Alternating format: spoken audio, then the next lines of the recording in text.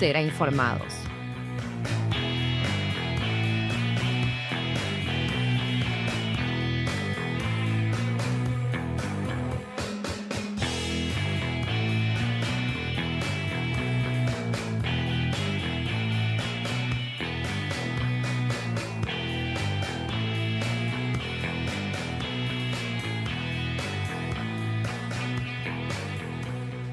Bueno, volvemos y quédense tranquilos, tranquilas, los que estaban preocupados, más tranqui, que ya tenemos el respaldo del Fondo Monetario Internacional, así que pueden quedarse tranquilos, porque así como si no lo podían esperar, el FMI le dio todo su apoyo a las medidas del gobierno para contener el tipo de cambio. Pues ustedes decían, ¿viste?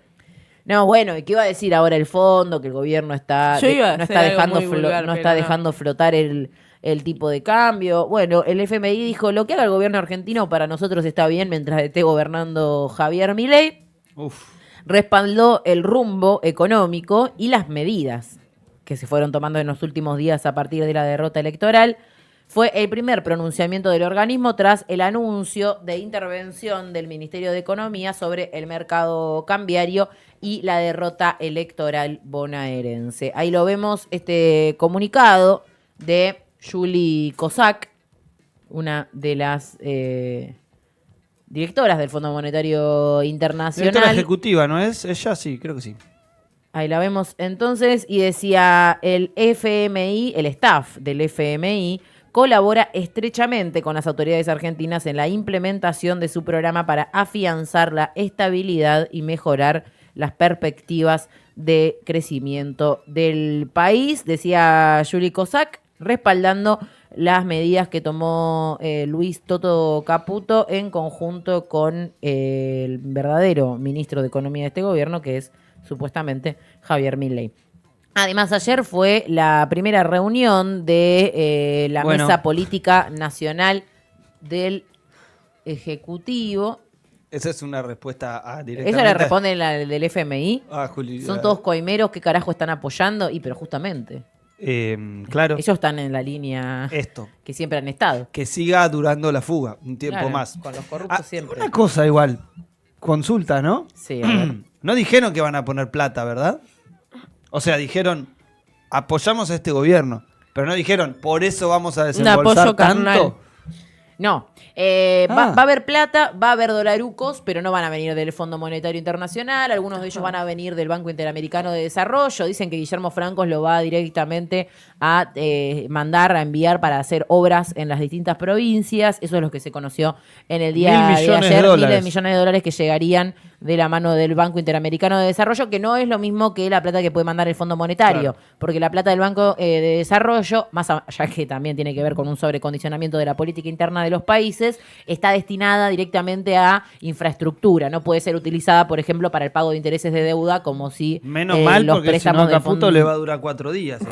Recordemos que igual las empresas son todas de él y sus parientes. Obvio, pero igual recordemos, más allá de esto, recordemos que no sería, no quiero decir que esto va a pasar, porque no tengo pruebas de que esto vaya a pasar, pero por lo menos hay ya ejemplos en el gobierno nacional de dinero que deben ejecutar con alguna línea específica y no lo han hecho. Sí. Préstamos, por ejemplo, que son directamente destinados a infraestructura. Préstamos que son directamente destinados a educación. Que son directamente, o que deben ser directamente destinados a ciencia y técnica. De los organismos internacionales, por ejemplo. Hay un caso muy concreto y muy sensible que son los alimentos, por ejemplo. Hay un fondo específico que recibe capital humano, antes el Ministerio de Desarrollo Social, que viene principalmente de organismos internacionales que trabajan con los distintos estados en clave de la alimentación de su pueblo. Entonces, por ejemplo, son o fondos directamente frescos para que, en este caso, quienes lo reciben sean los que compran, por ejemplo, alimentos frescos, carnes, verduras, bueno, etcétera.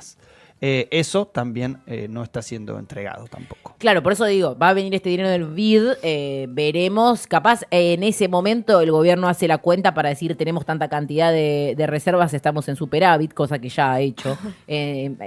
Hacer la cuenta cuando está con las... Como que vos digas, tengo cierta cantidad de plata porque la cuenta la haces el día que cobrás y al otro día pagás todo y ya no tenés ese dinero. Claro. Ese es un poco el superávit del gobierno. Pero esto es sin pagar, pocas palabras. No paga nada. No paga nada. Lo que quiere paga. Los intereses de deuda los paga a tiempo y forma para el Fondo Monetario. Bueno, lo festejó Javier Milei, este anuncio del Fondo Monetario Internacional, que también de paso fue celebrado por Luis Toto Caputo, el mejor ministro de Economía de la historia de la humanidad. Tal como señalé el día domingo, no nos moveremos ni 1 milímetro del programa económico. 1, equilibrio fiscal. 2, mercado monetario ajustado. Y 3, en lo cambiario se mantienen las bandas cambiarias pactadas con el Fondo Monetario Internacional. Además, seguiremos desregulando, dice Javier Milei, y cierra viva la libertad. No. Carajo. ¡Amo! Pensé que había dicho la O sola y fue raro. No. Ay, no, por favor, no hagas eso, no, por favor, no. Bien, el anuncio entonces del gobierno que confirma lo que ya todos sabemos, que los verdaderos titiriteros de toda esta estafa es el Fondo Monetario Internacional. Para que se queden tranquilos también, ya que se quedan tranquilos, ya los dejé tranquilos, ¿no? Con el anuncio del fondo, les cuento que al final el presidente no va a ir a España a recibir este premio del partido ultraderechista de Vox. Nosotros estábamos esperando que vaya. No va a ir. Al final... no va a ir, así que, y tampoco vino Benjamín Netanyahu, ni va a venir, así que son dos buenas noticias, podemos decir. El presidente se va a tener que quedar en el país y dejar de girar por todos lados, recibiendo condecoraciones totalmente inexistentes, ni tampoco va a venir un genocida a nuestras tierras, así que son dos noticias que podríamos de alguna forma celebrar en este contexto. Sí, y una cosita, que alguien le explique al presidente que todo lo que recibe no es de él personalmente, porque después lo van a judicializar por esta boludez. Y la verdad que sería más digno que vaya preso por la criptoestafa que por otra cosa. O sea, no por un premio que recibió y que lo donó, y en realidad el premio corresponde por su investidura presidencial al Estado argentino. Digo, porque esto va a pasar también. Pero bueno. ¿Qué onda con Lamelas? Al final nunca lo terminaron de nombrar, señor Lamelas. ¡Señor Lamelas! Nunca lo terminaron de nombrar. Y fue polémico, demasiado polémico. O sea, lo nombraron, en ese momento era el discurso que dio, lo dio en el Congreso de Estados Unidos cuando lo estaban por nombrar embajador en Argentina, pero al final nunca se efectivizó. Lo esperamos, señor Lamela, qué sé yo, tan asustado está que no quiere venir a la Argentina. ¿Qué pasó, Peter? ¿Qué gritás al micrófono? me aturde. Bueno. Es que vos no te acordás de su Supermatch. Vamos a traer a Supermatch. Qué viejo. Eso, se te cayó el DNI. Yo era muy chico y eso ya pasaba por el canal de cable. Madre mía. Bueno, déjenme hacer un doble clic sobre algo que mencionabas recién, que tiene que ver con la situación de los comedores. Vos decías, incluso hay préstamos internacionales que son directamente destinados a la compra de alimentos. ¿Por qué? Porque el gobierno dijo, nosotros no vamos a tema, y dijeron, bueno, se arreglan con la ONU, nosotros vamos a triangularlo con las iglesias evangélicas y con la ONG de este señor que dice que el SIDA atraviesa la porcelana. Un poco fue la medida del gobierno, fue... Albino. Decidir a esos dos teorías. ¿Por qué? Porque Natalia Saracho, diputada nacional por la provincia de Buenos Aires, realizó un pedido de acceso a la información pública. Este derecho del cual hemos hablado en varias ocasiones, que es de todos los ciudadanos, a preguntarle algo al Estado. Ella le hizo esta pregunta como ciudadana argentina y el gobierno nacional, en la respuesta, que está obligado a responder, admitió que no realizó ninguna auditoría sobre los comedores populares a los que se les cortó la asistencia alimentaria bajo el argumento de que no existían. Es decir, toda la opereta de los comedores fantasmas en realidad no era más ni nada menos que una opereta, porque las auditorías nunca fueron realizadas. ¿Cuál fue? Porque es peor, mire, yo les cuento esto y ustedes me pueden dudar de mi palabra, ¿no? Ahí estamos viendo igualmente lo que publica Natalia Saracho, que es la respuesta que le da el gobierno de la nación, pero la respuesta oficial que le dan luego a la diputada es una excusa tremenda, totalmente inverosímil. Le dice, la referencia genérica, esto es lo que dice después Capital Humano, una vez que Saracho sale a denunciar que las auditorías son fantasmas, la referencia genérica a auditoría comporta una interpretación gramatical realizada por el entonces jefe de gabinete, la cual se refiere a acciones de control propias de los órganos a cargo de la ejecución de las políticas públicas. Bueno, dice que es una cuestión gramatical, que por eso no pueden dar cuenta de que existieron las auditorías, porque se hicieron con otro nombre. Pero además confirma que quizás las metodologías no se corresponden ni metodológica ni teleológicamente con los informes de auditoría. Es decir, ellos dicen, nosotros hicimos supervisiones y o verificaciones territoriales, pero quizás no se correspondan con los controles propios de una auditoría. Entonces no hiciste auditoría, entonces no usaste los controles que tiene el propio Estado para autorregularse y para autocontrolarse y eliminaste la llegada de alimentos a comedores en base a una operación político-mediática y en base a una estigmatización de los sectores populares. Eso es lo que está asumiendo y admitiendo el Ministerio de Capital Humano con la señora Sandra Petovelo, que bien escondida está. Lo dijimos cuando empezó. No la vimos festejando en ningún lado.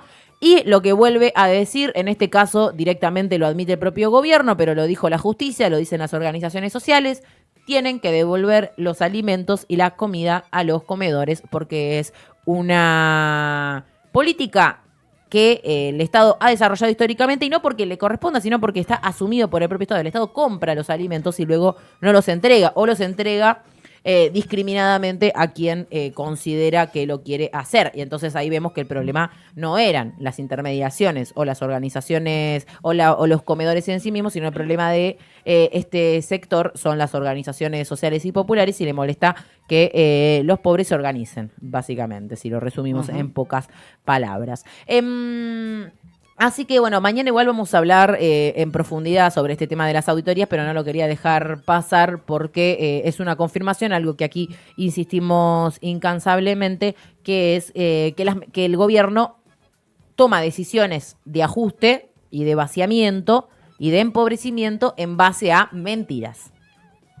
Y porque después hay gente que celebra y dice, no, está bien que hagan esto porque había mucho curro. Bueno, ya vimos que lo de las discapacidades a mansalva era una mentira, asumida por el propio gobierno.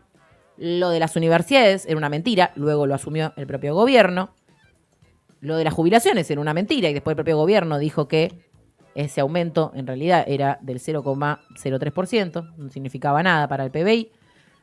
Y ahora vemos que lo de los comedores es una mentira y lo asume el propio gobierno, indicando que nunca en realidad realizó estas auditorías de las cuales se vanagloriaba para justificar la quita de alimentos. Así que un gobierno basado literalmente en mentiras para poder generar estas políticas de la crueldad como las conocemos cotidianamente. Pero bueno, de esto hay mucho, así que vamos a meternos en alguno de los otros temas de esta mañana de hoy en el lente de Franco. No sabía desde dónde verlo y lo vi desde el lente de Franco.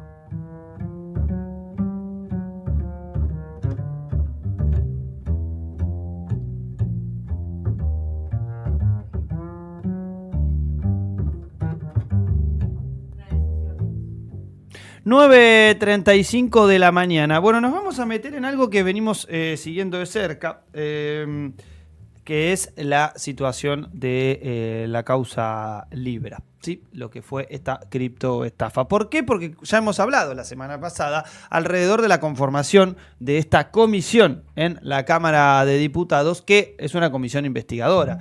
Hablamos también de cómo fue la dificultad de la conformación de esta comisión, que se llegó a un acuerdo entre los diputados presentes para que la presida alguien que no sea de Unión por la Patria. Esa fue un poco la discusión que planteaba el gobierno. Por eso el presidente es de la coalición cívica y se llama Maximiliano Ferraro, que lo vamos a ver en una de las imágenes al lado del diputado nacional del partido piquetero, Juan Marino. Bien, ¿qué fue lo que sucedió entonces? Allí está justo en pantalla, para quienes estén en YouTube, que pueden ir a ponerle me gusta y todas esas cosas tan importantes. ¿Qué fue lo que pasó el día de ayer? Bueno, el grupo de trabajo dispuso de fechas y de 2 fechas específicas y también puso una fecha como plazo máximo para que la secretaria general de la presidencia comparezca a la comisión. se presente, pueda ser interrogada por la comisión investigadora, que recordemos, es una comisión constituida por el Poder Legislativo en clave de la investigación y poder dilucidar si hubo o no un fraude organizado, una estafa generada no solamente por el presidente de la Nación, que tuvo ese tuit el 14 de febrero, sino por una articulación por detrás. Concretamente, lo que le van a pedir a Karina Milei es que trate de explicar la situación del escándalo que generó el propio Javier Milei. Te hago una consulta. Sí. Lo último que sabíamos de la primera reunión de la Comisión de Libra en el Congreso era que le habían enviado preguntas al presidente de la Nación para que conteste. Por escrito, y tenía 5 días hábiles, que entiendo se cumplen hoy. No, hasta mañana. Mañana jueves sería el último día en el cual el presidente debería responder. ¿No? Obviamente no respondió, y obviamente que las citaciones que ya había hecho la comisión no fueron respondidas satisfactoriamente. Esto significa que por lo menos el primer indicio que también tuvimos cuando fue la conformación de la comisión, lo charlábamos un poco acá tanto con Delphi como con Male, es, bueno, el oficialismo va a tener va a desoír todo lo que suceda de la comisión. Más allá de que tiene diputados y diputadas que estuvieron presentes, que en su momento se levantaron y no votaron alguna de las resoluciones que se eligieron, pero concretamente, bueno, se discute incluso también otro de los organismos que debería encargarse de la investigación, que estamos hablando de la Oficina Anticorrupción, que obviamente lo que planteó fue, bueno, está todo bien y es... insistimos, la investigación del propio Ejecutivo sobre el mismo Ejecutivo. Es como cuando en la Oficina Anticorrupción estaba Laurita Alonso y decía, es que yo lo amo a Mauricio. Bueno, está muy bien que lo ames a tu jefe político, no sé si está bien, pero al fin y al cabo es algo que puede suceder, pero tu rol en este caso en el Ejecutivo es otro. Yo a vos te amo, Franco. Gracias, Mati Marchi, gracias. ¿Eres tu jefe político? La hermana del presidente, sigamos. Me hiciste acordar de ese momento espantoso. El de Laurita Alonso. Laura Alonso. Hay poca gente a la que yo le tengo tan poco respeto en la política como a Laura Alonso. A mí me da un poco, ya no de poca vergüenza. Gente, en serio. Así como poco respeto, que no es lo mismo que detestarlos. Claro. Así como que la veo y digo, no te puedo escuchar ni 2 oraciones. Sí, no, me la detesto. Pero por la pavada que ha dicho. Sí, que es un poco parte de cómo va a funcionar ahora. La diferencia de ahora es que no hay una ahínco del Ejecutivo como para salir a bancar a Milei en esta. ¿Qué es lo que dicen? No tuvo nada que ver, no pasó nada. Bueno, que investigue la justicia, ¿no? Bueno, sí, obviamente la comisión investigadora de la Cámara de Diputados tiene este rol, y lo que intenta dilucidar los diputados y diputadas, el presidente fue parte de un instrumento de fraude a nivel internacional en el que recién aparecía Hayden Davis junto a Milei, con, bueno, el resto de los articuladores. Recordemos, Mauricio Novelli, del cual ya hablamos también en otro capítulo de este lente, junto con su familia. Bueno, acá está el plantel. Este es medio el plantel que fue cocinando Libra, ¿sí? Mauricio Novelli a la derecha, Terrones Godoy con los pantalones blancos. Pantalones blancos que es de alguien que trabaja poco, esto quiero decirlo, o que trabaja exclusivamente en oficinas y ni siquiera camina a la calle con las baldosas flojas, porque encima, mira, los zapatos también blancos. A tercero, de la derecha para la izquierda, está Julián P., este muchacho Xiao Bao. ¿Se acuerdan que no teníamos el nombre? Que entró con una... Que entró sin identificarse a la Casa Rosada. Exactamente, acá hay muchas irregularidades concretas. En el medio, obviamente, Javier Gerardo Milei. Esto fue el Tech Forum, que fue, insistimos, se podría decir la placenta de lo que después va a ser la estafa o la criptoestafa. El Lollapalooza de la criptoestafa. Claro, el Lollapalooza de la criptoestafa. Gracias, Mati Marchi. Placenta era una analogía un poco, quizá a algunos a la mañana un poco no le gusta. Bueno, concretamente, la comisión dispone los martes 23 o 30 de septiembre para que Karina Elizabeth Milei vaya a la comisión investigadora por el caso Libra. Allí la vemos con la gorrita violeta haciendo campaña en Lomas de Zamora antes de tener que correr como su compañero aquí de la camioneta, el señor que tiene un tobogán de piojos en la frente, que se fue abrazado a su motorman. Bien, entonces, el 23 o el 30 de septiembre, Karina Elizabeth Milei tiene que acudir a la comisión investigadora. Recuerden, ella puede negarse, ¿sí? La comisión investigadora puede recurrir a la fuerza pública o pedirle a la fuerza pública para que ella se dirija. Acá vamos, obviamente, esto lo planteo en clave de modus operandi que tiene una comisión investigadora del Poder Legislativo. No es algo que creamos concreto que pueda llegar a suceder, ¿no? Lo mismo puede acudir concretamente a la justicia pidiéndole algún recurso específico para avanzar en la investigación. ¿Saben hasta cuándo tiene tiempo Karina Elizabeth Milei para ir más allá de estas dos citaciones? Hasta el 26 de octubre. Es domingo, 26 de octubre, y son las elecciones nacionales. Con lo cual, para quienes dicen que esto va a tener tiempos electorales, por supuesto que va a tener tiempos electorales, muchachos. No solamente porque estamos en un año electoral, sino también porque, se plantea la necesidad de investigar con una estafa que ya lleva 7 meses. Recordemos, 7 meses se van a cumplir dentro de 4 días de lo que fue la estafa que llevó adelante el presidente Milei, acompañado de estos personajes que recién veíamos en pantalla en el Tech Forum. Otro de los funcionarios citados que se ausentaron fueron la ex titular de la Unidad de Tareas de Investigación, Libra, y ex jefa del gabinete del Ministerio de Justicia, María Florencia Sicabo. El titular de la Oficina Anticorrupción, Alejandro Melik, ambos lo que respondieron, según señaló el presidente de la comisión, mejor dicho, el titular de la comisión, Maximiliano Ferraro, de la Coalición Cívica, que los dos enviaron notas, no por mesa de entrada, y lo que están planteando es que esos papeles no tienen valor.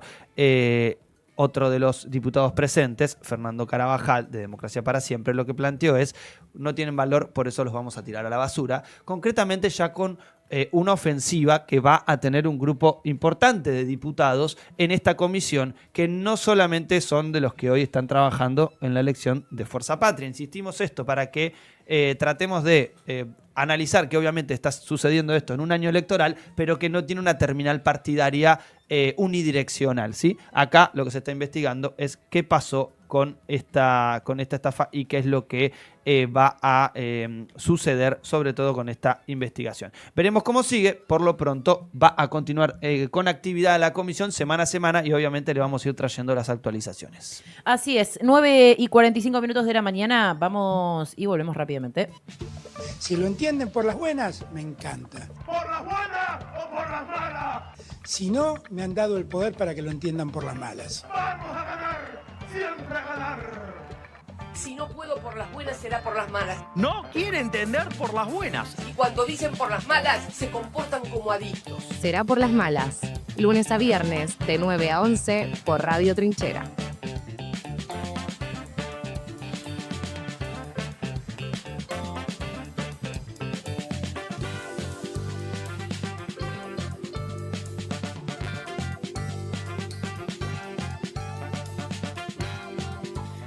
Vamos a volver y venimos hablando de varios temas que sacudieron o sacuden al gobierno nacional, y uno de ellos que parece haber quedado debajo de la alfombra, pero acá no nos olvidamos, tiene que ver con las muertes por fentanilo contaminado, un número que asciende a más de 100 personas que han perdido la vida a causa de este medicamento que fue suministrado en distintos lugares de la Argentina, pero muchos casos se dieron aquí en la Ciudad de La Plata, en particular en el Hospital Italiano, y vamos a hablar sobre esto en estos minutos porque ya estamos en comunicación con Alejandro Ayala. Alejandro es hermano de Leonel, quien fue víctima del fentanilo adulterado aquí en el Hospital Italiano de la Ciudad de La Plata. Buenos días, Alejandro, ¿cómo está este lado? Delfina, Franco y Malena, te saludamos. Gracias por tu tiempo. Bienvenido.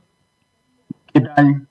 Buenos días, gracias por la invitación. Realmente muy agradecidos por este momento, por este espacio y la difusión, chicos. Alejandro, este tema, porque a veces parece irse, ¿no? Un poco de la agenda, pero que hay que traerlo. Primero que nada, bueno, contarnos un poco cómo fue la historia, cómo fue lo que le sucedió a ustedes, a tu familia, a tu hermano Leonel, y qué información han recibido, si es que han recibido algún tipo de respuesta por parte del Estado, por parte del hospital. ¿Qué saben o a qué están a la espera de saber en este momento, más allá de lo que ha sucedido? Bueno, primero destacar el trabajo periodístico que hasta este momento rebasó por excelencia, por encima de la justicia y por encima también, les diría, de los funcionarios públicos. Realmente es muy destacado el trabajo que se hizo hasta este momento, pero sin embargo aún la gente todavía desconoce o no ha sido interpelada como tal vez esto amerita, porque acá se está jugando el sentido de un país en términos de salud. Esto es algo muy complejo y hasta te diría terrorífico de lo que sucedió en la República Argentina, que si hay oyentes que nos están escuchando y se renueva el público, se distribuyó un medicamento que se llama fentanilo, que se utiliza para analgesias, para el dolor que no se puede tratar, que son severos. Este medicamento se distribuyó en todo el país, contaminado, adulterado, se metió en las terapias intensivas, en los quirófanos, y mató a más de 100 personas que todavía hasta el momento no se pueden contabilizar, porque no se están entregando las historias clínicas, no se están entregando la marca y el lote del fentanilo que se le administraron a los familiares. Sí. Sí. Te quiero consultar porque una de las respuestas que en su momento dieron desde el laboratorio, en particular el laboratorio HLB Pharma, que era el fabricante, ¿no?, de este fentanilo que resultó adulterado, una de las justificaciones que dio es que en realidad estas muertes se trataban de personas con enfermedades preexistentes o que tenían algún tipo de problema que les había ocasionado la muerte y que se trataba todo de una opereta mediática y política. ¿Cuál era la situación de tu hermano Leonel? ¿Qué era lo que él verdaderamente tenía y cómo fue que llegó al hospital antes de que ustedes reciban esta noticia? Sí, el cuerpo médico forense de la Corte Suprema que está evaluando la mega causa del fentanilo definió de que las bacterias que contenía el fentanilo se encontraban en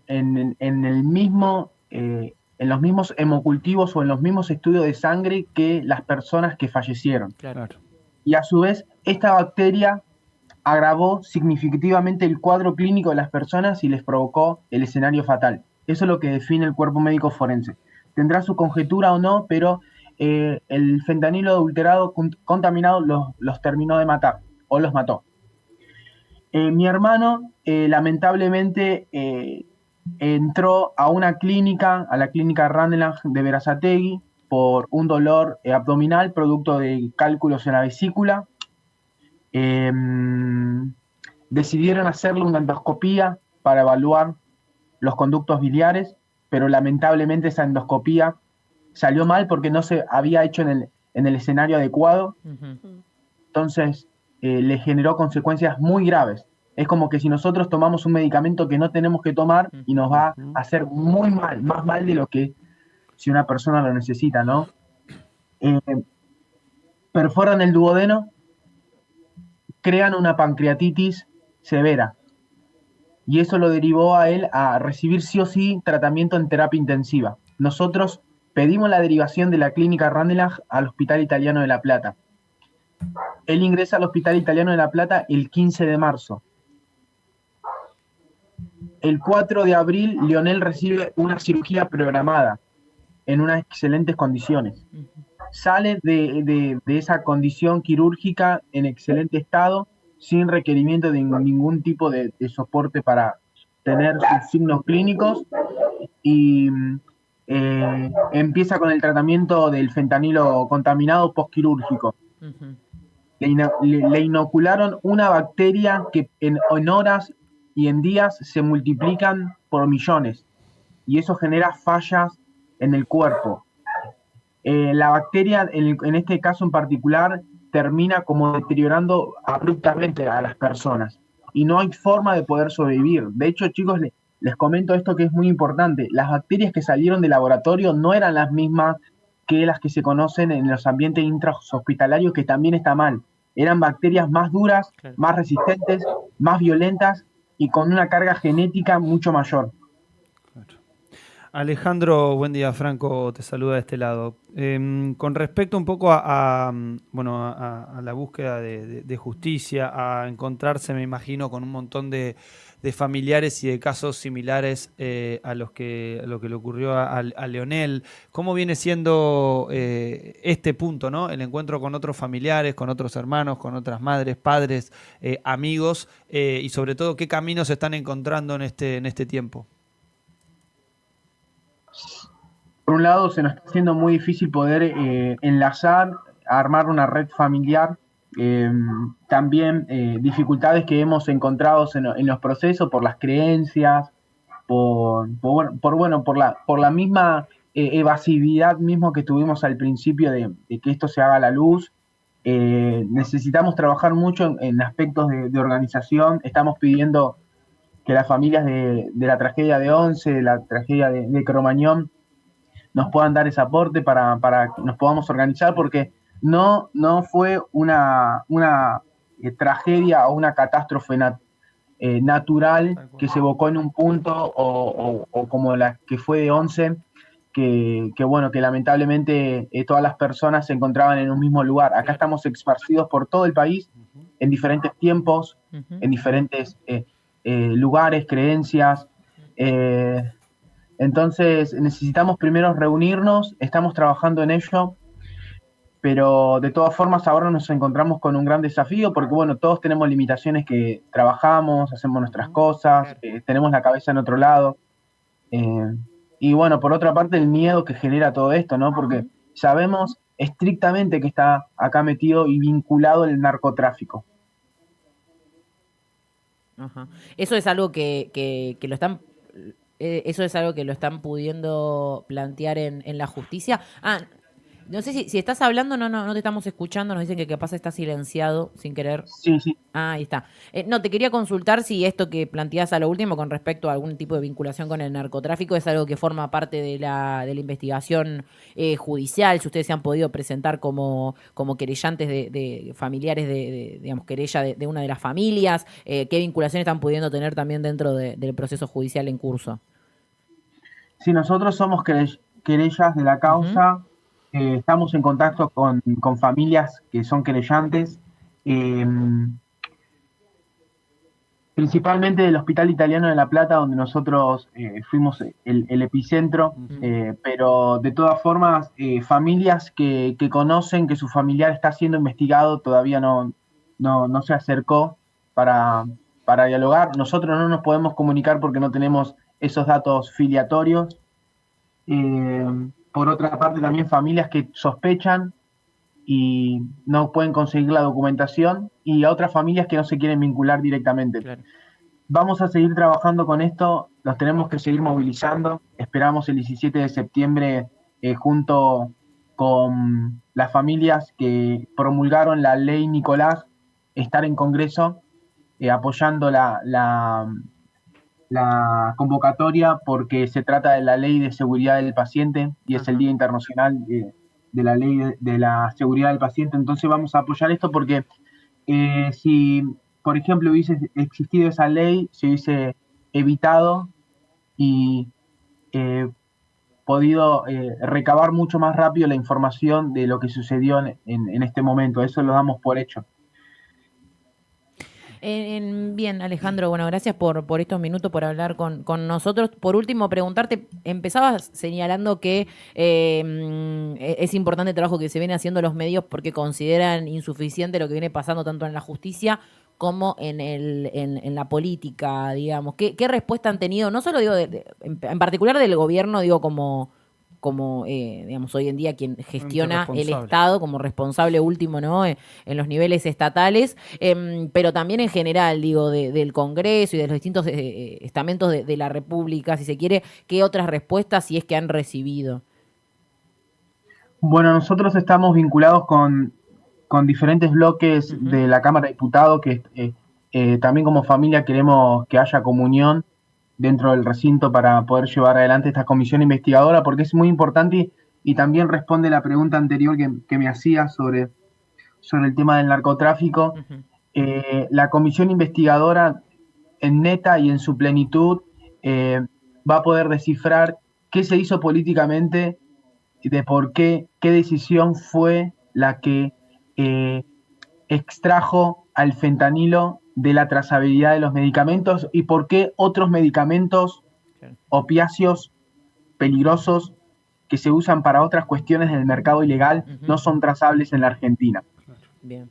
Me comentaba una diputada de que Argentina dejó de ser tránsito para ser productor de sustancias estupefacientes peligrosas y seguramente eso llega a todo el mundo. Ajá. Entonces acá hay un problema terrible que se está dando en Argentina. Están matando a nuestros pibes. Hay una epidemia enorme que no se habla. La comisión investigadora todavía sigue en auge. No se la está tomando con esa seriedad. Hay decisiones políticas que se llevan adelante para que esto se trabe. Hay personas que no quieren hablar. Yo les pregunto y tal vez ahora invitamos también a que puedan participar, ¿no? ¿Alguien del Senado habló del tema? Nadie. El presidente Milei quiso hacer campaña con esto y le salió mal. El ministro Lugones no dijo una palabra, solamente lágrimas. Hay personas que no quieren hablar, no quieren que se hable del tema. La comisión investigadora es un esfuerzo por la lucha de diputados que están trabajando en conjunto ahora para que se pueda llevar adelante y de las familias ahora que buscan una verdad. Pero esto más allá de que a nosotros como familias nos condenaron de cadena perpetua, nosotros ahora luchamos por una causa social para evitar que vuelva a suceder y que a ninguno de nosotros nos vuelva a tocar. Alejandro, desde acá obviamente, por lo menos en los micrófonos de Trinchera y también de la revista, más que a disposición para vos, para la familia y obviamente para todas las familias afectadas por este hecho tan trágico que por lo menos lo hemos tomado así desde el primer momento como un hecho trágico en la historia argentina. Gracias por el espacio, realmente, los abrazamos. Un saludo grande. Un fuerte abrazo. Bueno, hablábamos con Alejandro Ayala, hermano de Leonel Ayala, justamente fallecido a causa del fentanilo contaminado aquí en el Hospital Italiano de La Plata, donde todo se destapó, ¿no? Porque recordemos que al principio apuntalaban contra el hospital, que en realidad fue la primera institución sanitaria que dijo, che, acá hay algo raro, reportó que estaba pasando algo extraño y que no estaba pasando solo en el hospital de aquí, sino que estaba pasando en muchas instituciones, porque después el gobierno nacional quiso girar la discusión a decir que era una tramoya del gobierno provincial, que era el que en realidad le compraba a esta farmacéutica, a esta droguería. En realidad se trata de un laboratorio que produce este medicamento y que lo compraban muchísimas provincias del país. Por eso esto se dio, y como señalaba recién Alejandro, se dio en distintos lugares, lo cual también hace que la comunión de todas esas familias sea muy compleja, porque todos viven en situaciones y en realidades totalmente distintas. Hay personas que ingresaron a la hospitalización con cuadros sumamente leves, por ejemplo, una operación, o en este caso, bueno, esto fue acrecentándose, pero era un cálculo en la vesícula. Después tuvo un problema producto de un mecanismo, de un tratamiento, pero es un cuadro normal. Y me parece que acá es el otro elemento central de todo esto, es el desconocimiento, ¿no? Que no hay claridad de información alrededor de a dónde carajo fue ese lote de fentanilo contaminado. Ese es el tema, ¿no? Y el problema que también tenemos muchas familias que no saben que si sus familiares han fallecido producto de esta contaminación. Hay familias que se les despertó la duda a partir de la tele, por ejemplo, de ver que otras familias estaban denunciando esto y decir, puede que sea eso lo que le pasó a nuestro hijo, por ejemplo, porque fallecieron sin tener una explicación más que porque lo que ocasionaba este fentanilo contaminado era una enfermedad respiratoria, ¿no? Entonces, hay familias que le dijeron, bueno, falleció por una enfermedad respiratoria que, bueno, con la duda de dónde salió, ¿no? De la nada. Y esto empezó a responder muchas de esas preguntas. Y también con el desfinanciamiento al ANMAT y querer cerrarlo, esto también es algo que complica muchísimo más a esos testeos que se hacen de los medicamentos, ¿no? Porque para eso está el ANMAT, para testear los medicamentos justamente, y puede ser también un sabotaje para... Es lo que señalaba Alejandro, que es una de las pistas entonces que está siguiendo tanto la justicia como la comisión investigadora que se está armando en el Congreso de la Nación, que tiene que ver con, qué mecanismos el Estado fue borrando, qué puntos de control se fueron desregulando para que no se pueda trazar justamente el recorrido de este fentanilo, que no nos olvidemos que en este caso estamos hablando de fentanilo utilizado a fines médicos, de anestesia. Pero no nos olvidemos que el fentanilo está empezando a ser una de las principales drogas de consumo de estupefacientes, digamos, por parte del mercado ilegal. Entonces, eso no es azaroso. Lo que planteaba Alejandro alrededor de la pista del narcotráfico, que obviamente nos generaba a nivel de sorpresa cuando lo escuchábamos, sobre todo por la certeza que los familiares están planteando. Una cosita que quería destacar antes de irnos, lamentablemente en la Argentina tenemos muchos de los casos de los cuales, por ejemplo, Alejandro recién relataba, en los que parece que se necesitan decenas, centenares de víctimas para después actuar en consecuencia, y hablo particularmente porque justo nombraba a Cromañón. Cromañón fue un antes y un después en la Argentina, y esperemos que el fentanilo también. Y acá hay una cosa muy concreta que Alejandro lo planteó y que me parece que es lo más difícil de poder lograr esto, que es los muertos no están en un solo lugar, están regados por toda nuestra patria bicontinental y bioceánica. Por eso va a ser un gran desafío, y ojalá que no solamente estas muertes no queden impunes, sino sobre todo que sirvan para que este caso también sea un antes y un después, como los que relató Alejandro hace un rato. Un dato antes de cerrar, porque no lo mencionamos a lo largo de la entrevista: al día de hoy la investigación judicial fue avanzando, ya son 10 las personas que están detenidas, principalmente se trata de los directivos de los laboratorios, HLB Pharma y el otro laboratorio que ahora no me está saliendo el nombre, que también trabajaba en conjunto, Laboratorio Ramallo, ya me acordé, que son los dos laboratorios que trabajaban en conjunto produciendo este fentanilo. Ellos están detenidos, por ahora no hay responsables políticos que estén siendo apuntados, y por el contrario, el gobierno nacional no ha brindado muchas herramientas ni respuestas a los familiares que están luchando ahora sí por conocer la verdad y obtener también justicia por sus familiares fallecidos a causa de esta problemática, de esta tragedia que pudo ser evitada. ¿Una pizza, empanadas? Tenemos. ¿Ropa? También. ¿Algún libro, cómics? Varios. ¿Cerveza, vermú? Para todos los gustos. A ver, ¿y qué más?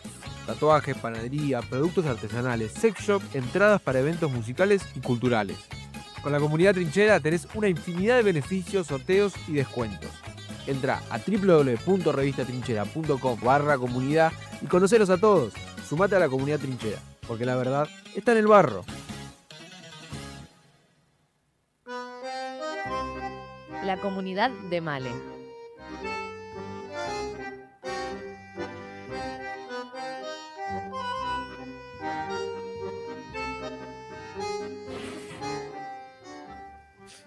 Bueno, volvemos a las noticias, al Será Informados, porque quedó pendiente repasar lo de Petroquímica Río Tercero. No sé si estuvieron viendo lo que estuvo pasando, pero finalmente los dueños de Petroquímica Río Tercero ofrecieron una propuesta a los empleados a la altura de lo que venían siendo, ¿no? Y lo que venían haciendo.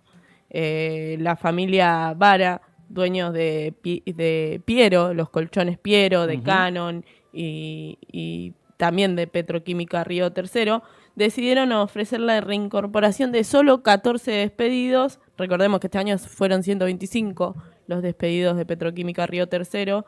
La cantidad de compañeros que quedaron sin empleo son 125 y que se enteraron en junio, julio, no recuerdo bien ahora la fecha, se enteraron que fueron despedidos cuando llegaron a la fábrica y se encontraron con toda la policía que no los dejaban ingresar al cambio de turno. Pero eso no fue todo lo que pasó, sino que también les dijeron que la nueva oferta salarial es de un 20% menos de lo que venían percibiendo. Esta reforma salarial que plantea la familia Vara, es parte de las maniobras y las operetas que vienen haciendo. Una familia que vacía la fábrica, lava guita e invierte millonadas en hoteles VIP aptos para blanqueo, como hablábamos la otra vez con Florencia Liupia, y que ahora plantea una reforma laboral cruel y utiliza a la policía de la provincia de Córdoba para amedrentar a los trabajadores de la fábrica. Si tenés, Mati, el video por ahí, ahora lo vamos a escuchar a Lucas Felici, que estuvo hablando varias veces con nosotros. Él es delegado del Sindicato de Petroquímicos y Químicos, y también es trabajador de Petroquímica Río Tercera, que decía esto. En una actividad como la nuestra. La empresa decidió romper esta mesa de negociación, ejecutó en los salarios que se devengaron del mes de agosto una rebaja salarial impuesta e ilegal del 10%, no pagó ninguno de los adicionales convencionales y adicionales que están dentro de la ley de contrato de trabajo, por ejemplo, adicionales horas nocturnas, adicionales sábado y domingo, violentando el salario de los trabajadores que no estaban despedidos. No ha propuesto nada para las indemnizaciones, ha dejado a los trabajadores en la calle sin un plato de comida y sentimos que estamos abandonados, que estamos luchando hace 60 días con el conjunto y la solidaridad de un montón de sindicatos y organizaciones, pero necesitamos que establezca el gobierno. Bueno, ahí lo escuchábamos, ¿no? Se rompió la mesa de diálogo y se ofreció esta miseria con 20% menos. Recordemos que vienen de una lucha de todos los días, ¿no? Donde se encuentran con la policía en las asambleas, la policía está presente escuchando lo que debaten los trabajadores, en la esquina de su casa está la policía, también recordemos que pararon la producción y encima fueron a la justicia diciendo que estaban en bancarrota, cosa que no es cierta porque luego se descubrieron estos negocios en los que estaban, donde hacían country VIP para gente que podía ir y blanquear su dinero tranquilamente. Esto obviamente respaldado por el gobierno nacional, por el gobierno provincial. Y desde el sector obrero expresaron lo siguiente: compañeros y compañeras, en el marco de la reunión con la empresa petroquímica, la patronal dio claras señales de que quieren llevar todo a la quiebra, cayéndose por completo no solo las reincorporaciones y las indemnizaciones, sino que planteando rebajas salariales en los sueldos de todos los trabajadores que hoy siguen en Petroquímica Río Tercero. Bajo esta coyuntura es que las y los trabajadores decidimos tomar por completo el complejo Fabril hasta que la situación se revierta y entiendan que con la dignidad de las familias petroquímicas no se juega. La petroquímica no se cierra, unidad de los trabajadores. Recordemos que la empresa hizo todo mal y los trabajadores vienen denunciando las ilegalidades desde el momento que inició este conflicto y ya lo mencionó Lucas, pero sin recibir las indemnizaciones que deberían recibir los despedidos y con salarios adeudados, pararon la producción por completo y utilizando la policía para incomodar y vigilar a los trabajadores. Bien, interesantísimo, importante seguir de cerca esto, sí, porque es un día a día lo que va pasando. Ahora vemos esta incorporación muy leve y además esto que venimos profundizando del tema de la Petroquímica Río Tercero, que tiene que ver con aludir a un vaciamiento, a una incapacidad económica, pero en realidad se fugaron y vaciaron la empresa voluntariamente, poco a poco, como estamos viendo que están haciendo muchos sectores del mundo privado, que supuestamente es el que está explotando de generación de empleo, ¿no? Aparte de esto que hacen es sabotearse a sí mismos. Recordemos que ellos producían TDI, que es esta materia prima que se utiliza para hacer los colchones y las almohadas, y que ellos mismos pararon estos tratos que tenían con el Estado. Ellos mismos pidieron que ya no existan más y así poder como decías vos, Delphi, vaciar a la empresa, despedir orientan empleados. su negocio hacia otro lado y obviamente en esto prescinden de una planta laboral muy importante que muy está grande. discutiendo su continuidad. No es menor que esto esté pasando en Córdoba. No. Ojo, Bueno, porque Córdoba siempre es una de las provincias con mayor desigualdad de la República Argentina y una provincia muy productiva que cuando se la empieza a desguazar de esta forma ha dado grandes hitos. Así como en las elecciones votan de una forma en la que no nos gusta tanto, también nos han dado grandes hitos de la historia revolucionaria de nuestro pueblo. Giuliani lo mencionaba la otra vez, ¿no? La falta de derechos humanos que hay en Córdoba. Muchos despidos, ¿no? Siempre lo decimos, Petroquímica es un ejemplo de muchos que pasan y que Yarlora y el Ministerio de Trabajo de Córdoba no ponen atención, no hacen nada y sí continúan los despidos y el destrato. Como siempre decimos, en nuestra patria centrípeta pasan las cosas en distintos rincones de nuestra patria bicontinental y bioceánica y después suceden también aquí. 10:10 de la mañana, beso al cielo como todas las mañanas. Vamos y volvemos rápidamente porque hay un montón más de Será por las Malas. Según la RAE, una trinchera es una zanja defensiva que permite disparar a cubierto del enemigo. En esta trinchera batallamos con ideas para desmontar los monopolios informativos.